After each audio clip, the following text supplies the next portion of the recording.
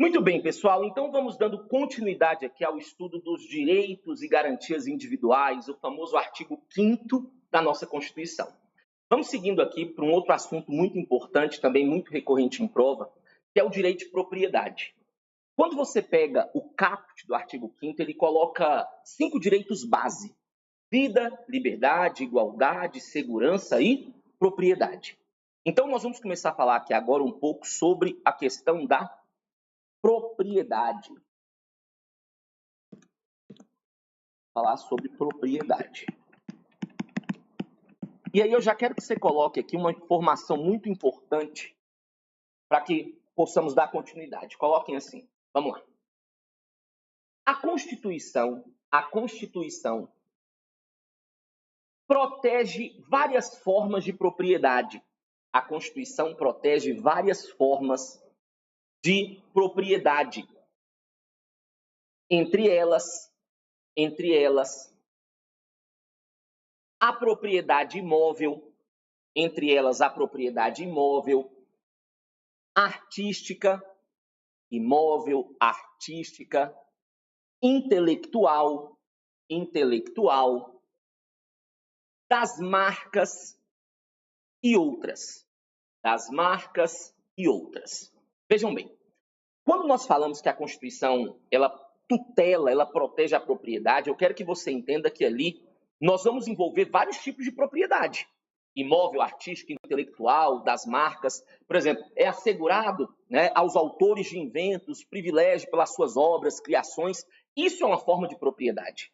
Só que nós já sabemos da nossa incumbência, da nossa obrigação de fazer a leitura do artigo 5º, e já ficou claro, né, para todos.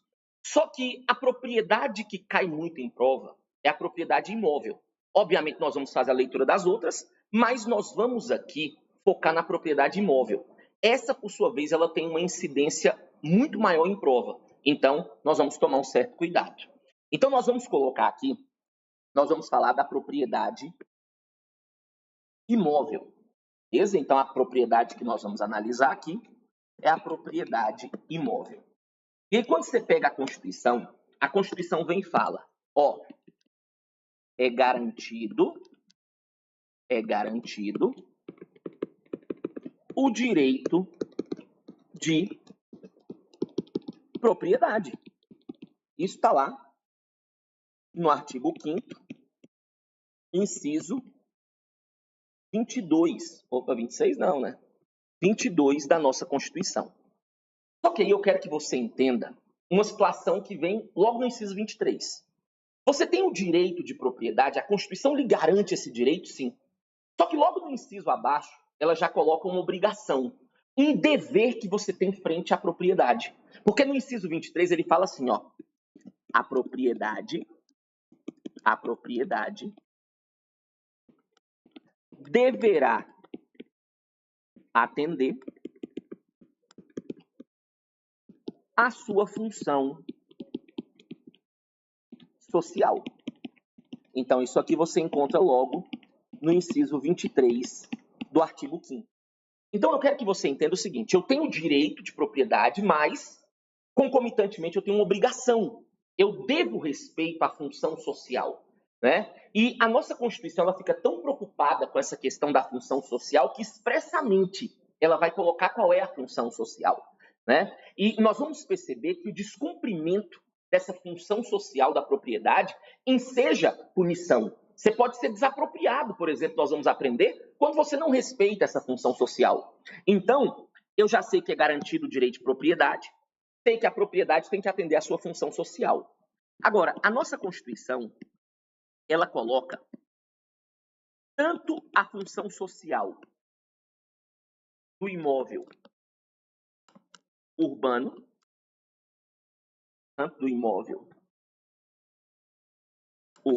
um minutinho, como também do imóvel rural. A função social do imóvel urbano, ela está prevista no artigo 182, parágrafo 2º da nossa Constituição, ao passo que a função social do imóvel rural está prevista no artigo 186 da nossa Constituição. Eu não vou ficar transcrevendo o texto para vocês, Até porque vocês vão ver daqui a pouco um detalhe importante sobre esse assunto aqui, né? Mas eu quero que você observe o seguinte, vem cá. Basicamente, o artigo 182, parágrafo 2º, você vai fazer a leitura dele, ele fala que o imóvel urbano ele cumpre a sua função social quando ele respeita o plano diretor. O plano diretor é uma questão de política urbana. Todo município que tem mais de 20 mil habitantes, ele tem que ter um plano diretor. O plano diretor, basicamente, eu quero que você cresça, mas eu quero que você cresça de forma organizada. Então, ele vai falar as áreas que podem ser construídas, as áreas que não podem ser construídas, onde vai ter imóvel residencial, comercial, né? E, obviamente, o descumprimento dessa situação vai resultar punição, que eu vou explicar daqui a pouco. O imóvel rural também, a função social dele está na própria Constituição, no artigo 186.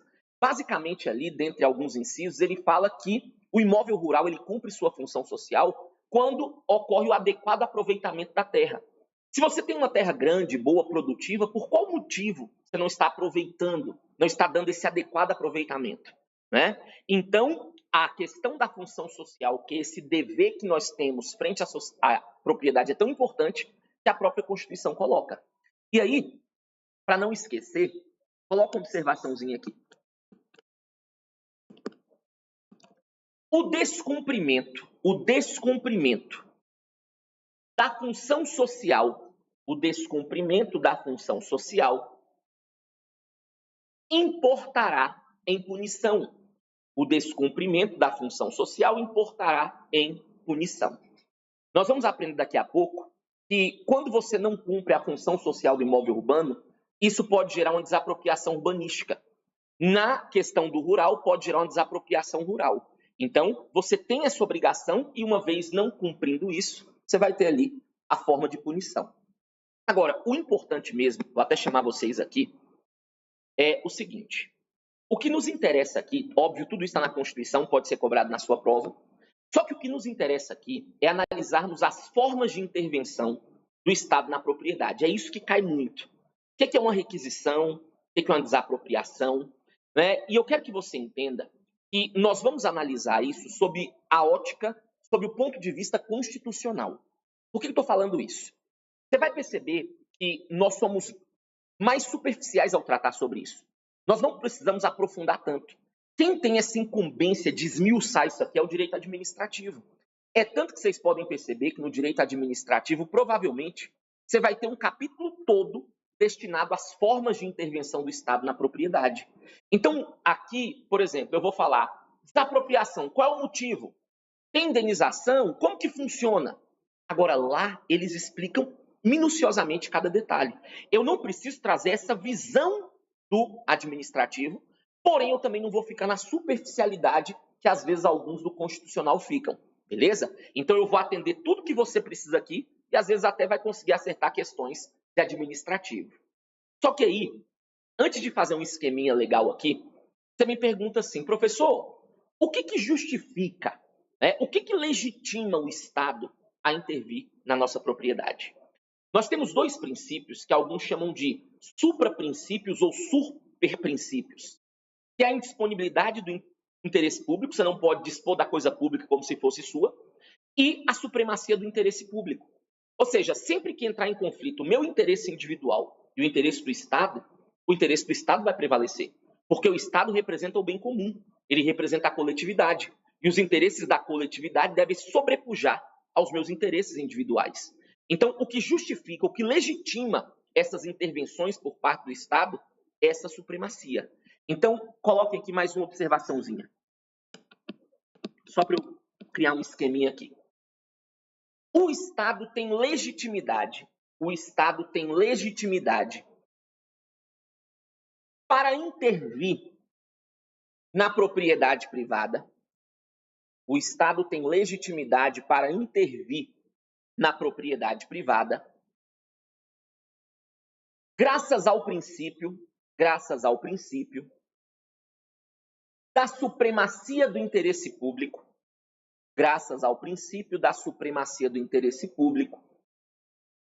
sobre o privado, graças ao princípio da supremacia do interesse público sobre o privado.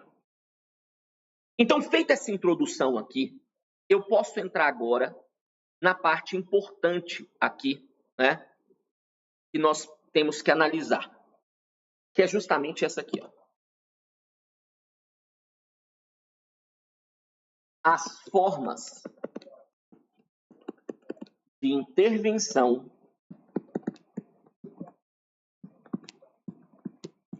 do Estado na propriedade. Basicamente, nós temos aqui 5 casos que nós vamos analisar. Vamos fazer logo o esqueminha aqui para deixar bonitinho. Nós vamos observar a requisição. Vamos analisar também a desapropriação.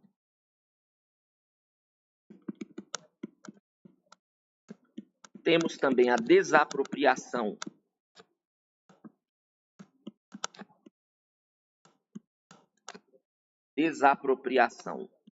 urbanística.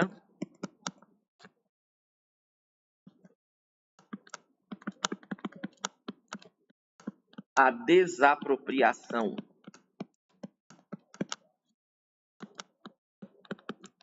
rural.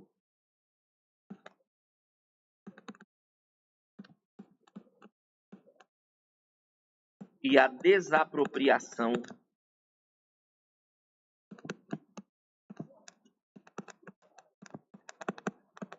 confiscatória.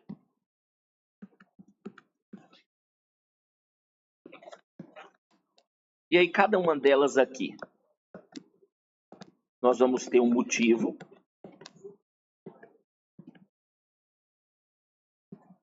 Vamos observar aqui a sua base legal.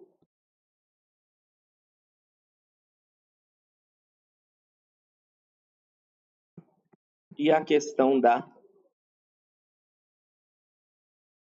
indenização. Vamos lá.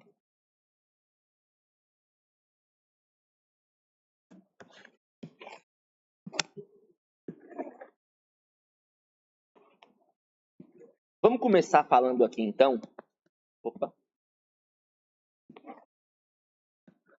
sobre a requisição. Beleza? Então, nós temos o esqueminha aí, e aí vamos começar falando aqui. Requisição. Motivo. Iminente.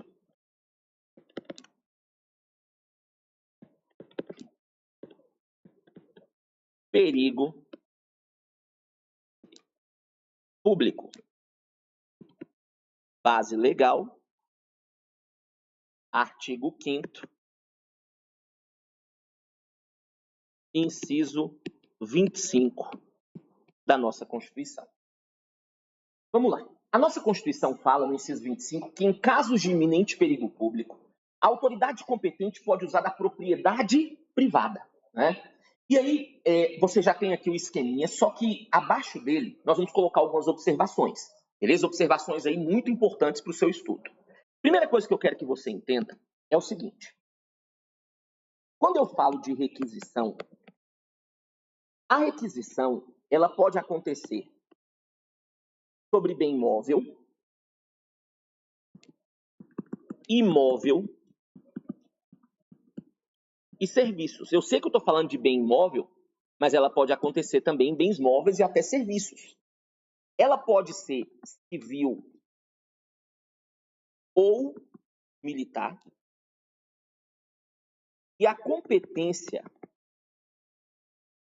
para legislar sobre isso aqui é privativa da União. Ou seja, estamos analisando artigo 5º, mas você pode acertar uma questãozinha disso aqui lá na parte de organização do Estado. Então, eu tento sempre fazer esse tipo de conexão para facilitar um pouco sua vida. Então, vou te dar um exemplo clássico aqui de requisição que você vê em filme. Quer ver? Tem um filme aí, e aí os caras eles estão num furgão e tal, param na porta de um banco, 2 entram lá, 3 de máscara, aquela coisa toda, e um fica esperando aqui. Eles vão lá, fazem aquele roubo todo, entram no furgão e saem correndo. Nisso estão passando 2 policiais. Eles veem aquela cena. Tem como fazer a perseguição ali, aquele carro correndo? Não tem. Aí eles param na pista, colocam o distintivo, a arma e falam, polícia, dá o carro. Né? Aquilo ali é uma forma de requisição. Né? É uma requisição sobre um bem móvel. O que justifica aquela situação? O iminente perigo público. Né? E aí, o que acontece? Você tem que entregar? Tem. Quando eu faço requisição, eu faço com base no poder de polícia do Estado. E o poder de polícia, ele tem algumas características marcantes. Ele é discricionário, ou seja, eu vou atuar por oportunidade de conveniência. Ele é autoexecutório, eu não preciso da permissão judicial. E ele é coercitivo. Eu tento por bem. Se eu não conseguir, eu posso usar da força. Então, ou você entrega por bem, ou você entrega na base do cacete. Mas que você entrega, não tem para onde correr. Só que você fala, professor, tenho que entregar. Tem. Isso aqui é supremacia do interesse público. Estado, ele tem poder de império, né? Professor, mas vamos imaginar que eles pegaram lá o meu carro e o motorista lá, o policial, não era muito bom de roda. E acabou batendo lá com o meu carro, essa coisa toda. Quando o Estado requisita a sua propriedade, o seu bem, o Estado se põe na condição de garantidor do mesmo. Então, acontecendo qualquer situação dessa, o Estado é responsável. Só que aqui, a indenização, a Constituição fala que ela vai ser ulterior. Eu só pago após cessar esse perigo público. Só que eu só pago aqui se houver o dano. Então, ela é ulterior se houver dano. Aí, como que geralmente caem as questões? Em caso de iminente perigo público, a autoridade competente poderá usar de propriedade particular, assegurando ao proprietário indenização prévia. Não, ulterior. Ou assegurando ao proprietário indenização ulterior, ainda que do uso não decorra dano. Mentira, só pago se houver o dano. Ok? Só que coloca mais uma observaçãozinha aqui da requisição. Coloquem assim. A requisição é feita com base no poder de polícia. A requisição é feita com base no poder de polícia. Sendo assim, a medida é discricionária. Sendo assim, a medida é discricionária, entre parênteses. Age por oportunidade e conveniência. Age por oportunidade e conveniência, fecha em parêntese. Autoexecutória, entre parênteses. Não precisa de permissão judicial, fecha em parêntese. E coercitiva, Ou seja, vou tentar por bem, se eu não conseguir, o pau quebra. Só mais uma observaçãozinha importante da requisição para continuarmos. A requisição é uma medida precária.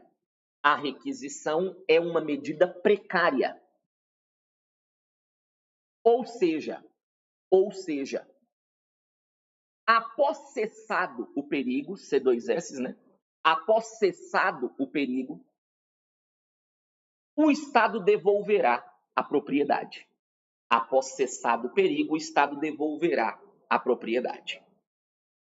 É importante destacar isso, porque na desapropriação nós vamos aprender que a medida é permanente. Ou seja, quando o Estado desapropria você, ocorre uma transferência de domínio do bem. O bem era seu, agora passa a ser bem do Estado. Na requisição, não. Eu só quero, na requisição, ficar com o seu bem enquanto perdurar o perigo público. Cessou o perigo, eu devolvo sua propriedade, o seu bem. Ok? Então, requisição, beleza. Desapropriação. A Constituição fala que ela é feita por necessidade pública, utilidade pública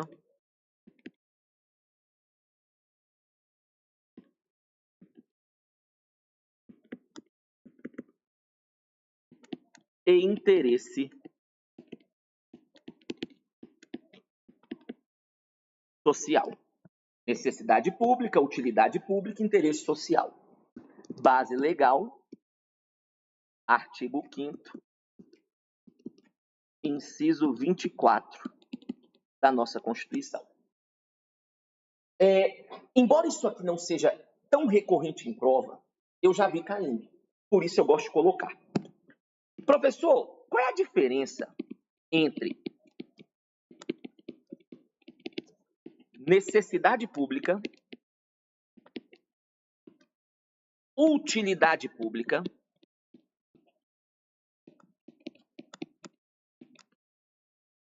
e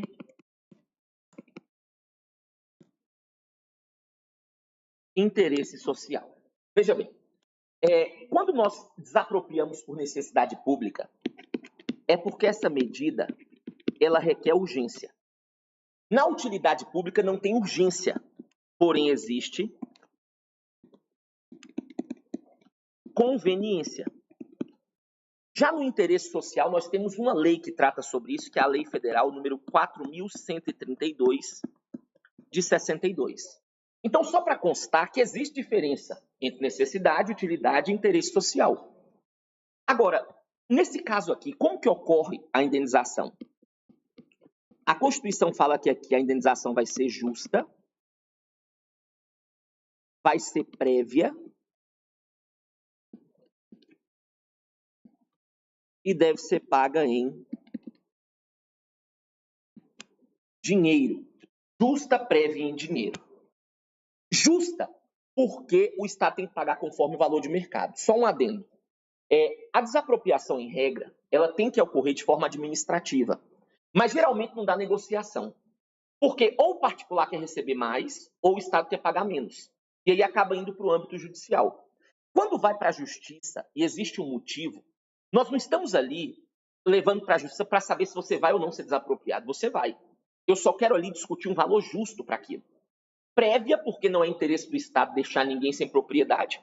Antes, a moradia é um direito social, do artigo 6º, e tem que ser pago em dinheiro. O dinheiro aqui ele tem um duplo significado. Primeiro, eu tenho que pagar em moeda corrente local, não posso pagar em uma moeda que valha mais ou valha menos, bem como não posso pagar em títulos, por exemplo, né? E aqui impede também que o Estado imponha uma troca, porque o Estado é muito mala. O Estado tem muita terra devoluta. Aí ele desapropria você e fala, ó, pega aquela terra ali, ó. Se você quiser, ok, não tem nada de defeso em lei, não tem nada proibido. Mas, se você não quiser, a Constituição condiciona esse pagamento ao dinheiro. E aí você vai ficar atento, sobretudo, para provas mais reflexivas, né? Como o CESP, que gosta muito de colocar assim. Porque toda desapropriação tem que ser paga de forma justa, prévia em dinheiro. Para aí. Eu não falei toda desapropriação. Eu falei que deve ser paga de forma justa, prévia em dinheiro, desapropriação por necessidade pública, utilidade pública e interesse social. Eu ainda vou analisar outras 3 com vocês. Tem 2 aqui que serão pagas em título e tem uma que nem pagamento tem. Então, observaçãozinha. Nem toda desapropriação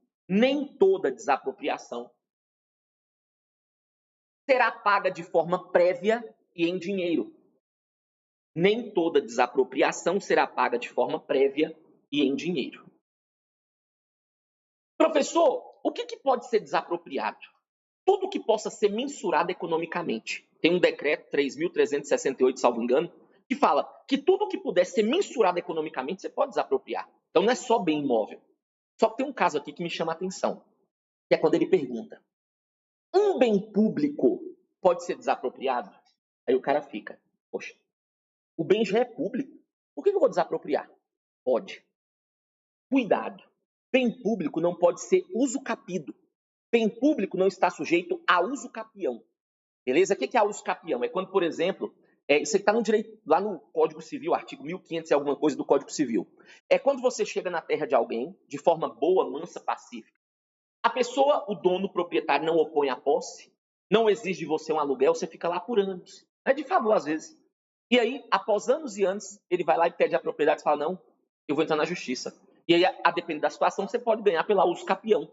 Né? Então, onde eu estou querendo chegar? O bem público não pode ser uso capido, porque os bens públicos são imprescritíveis. Você não pode ganhá-lo pelo passar dos anos. Agora, bem público pode ser desapropriado. Porém, observação. Coloquem assim. Um bem público um bem público pode ser desapropriado. Um bem público pode ser desapropriado.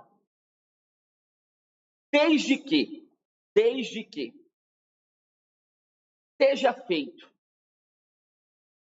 do ente maior, desde que seja feito do ente maior, em detrimento do menor, do ente maior em detrimento do menor, e haja autorização legislativa. Do maior em detrimento do menor e haja autorização legislativa. Então, por exemplo, União pode desapropriar Estado, DF, município. Estado pode desapropriar município. Agora, o inverso é inadmissível. Município querer desapropriar Estado ou Estado tentar desapropriar a União. E, ainda assim, tem que ter autorização legislativa para que isso aconteça. Geralmente, essas duas aqui são as cobradas em prova, até porque elas estão aí no artigo 5º. Agora, a desencargo de consciência, eu prefiro falar dessas outras três, uma vez que nós já estamos aqui no embalo. E aí você acaba ficando precavido. Perceba que na requisição e nessa desapropriação que nós acabamos de analisar, você não teve culpa, né? O Estado precisou, pegou. Agora, essas três outras aqui, nós chamamos de desapropriação-sanção, punição. Alguma besteira você fez e por isso você está sendo punido. Então vamos lá. Desapropriação urbanística. Motivo: descumprimento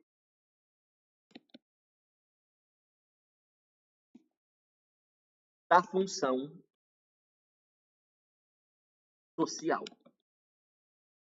Descumprimento da função social.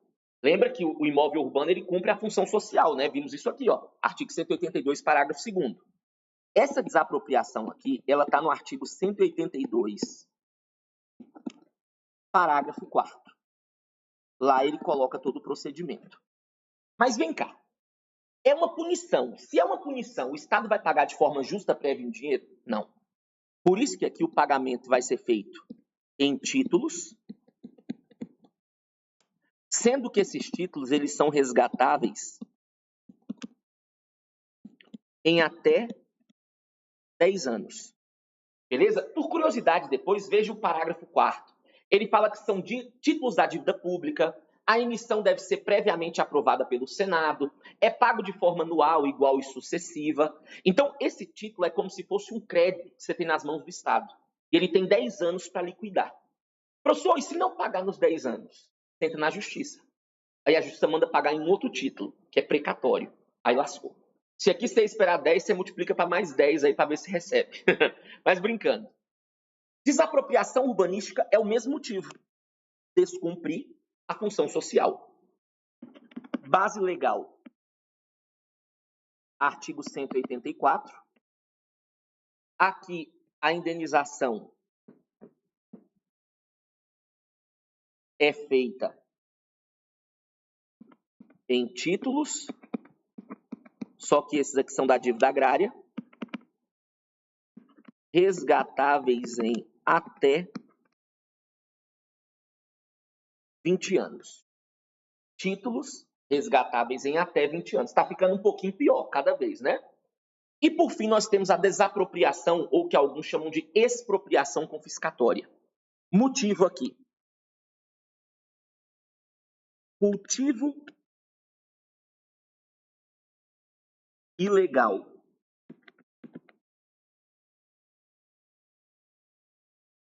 de plantas psicotrópicas e, ao que foi acrescentado por emenda posteriormente, trabalho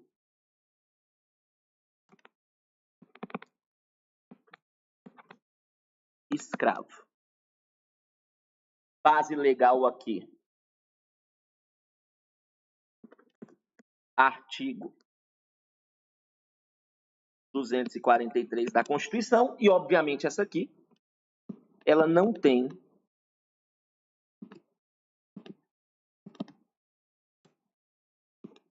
indenização, né? Aqui tem uma prisão. Ela não tem indenização.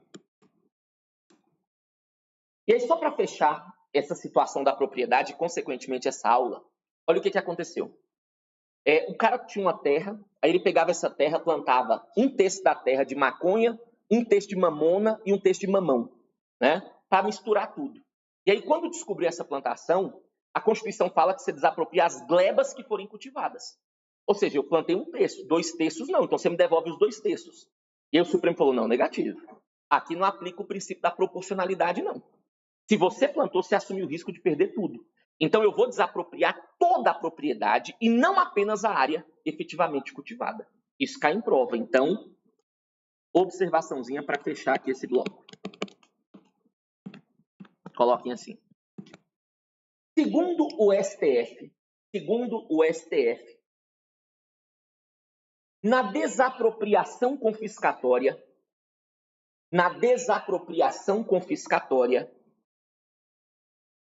devemos desapropriar toda a propriedade.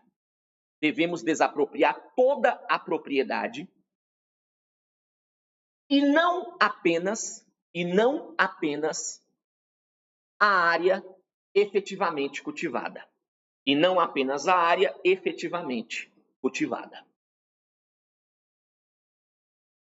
Dessa forma, então, falamos sobre mais um assunto importante do artigo 5º, que é a parte de propriedade.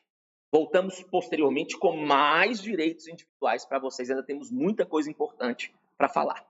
Grande abraço, bons estudos e até a próxima. Valeu!